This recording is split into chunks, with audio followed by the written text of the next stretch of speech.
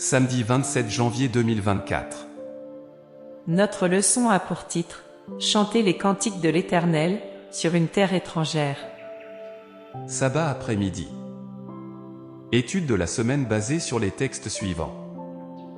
Psaume 79 versets 5 à 13, Psaume 88 versets 3 à 12, Psaume 69 versets 1 à 3, Psaume 22 verset 1, Psaume 77, Psaume 73 versets 1 à 20, 1 Pierre 1, verset 17. Versets à mémoriser. Comment chanterions-nous les cantiques de l'Éternel sur une terre étrangère? Psaume 137 verset 4. Nous n'avons pas besoin d'étudier minutieusement le livre des psaumes pour découvrir que les psaumes étaient récités dans un monde imparfait, un monde de péché, de mal, de souffrance et de mort.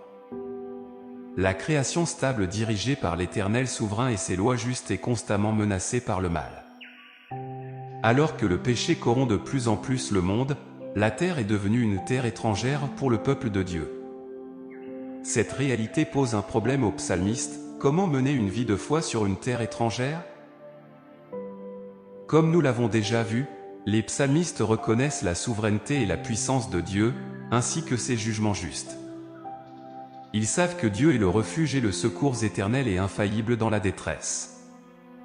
C'est pourquoi les psalmistes sont parfois perplexes, qui ne l'est pas? Devant l'absence apparente de Dieu et l'épanouissement du mal face à l'Éternel souverain et bon. La nature paradoxale des psaumes en tant que prière est démontrée dans les réponses des psalmistes au silence apparent de Dieu. En d'autres termes, les psalmistes répondent à l'absence apparente de Dieu, ainsi qu'à sa présence. Étudiez cette leçon pour le sabbat 3 février.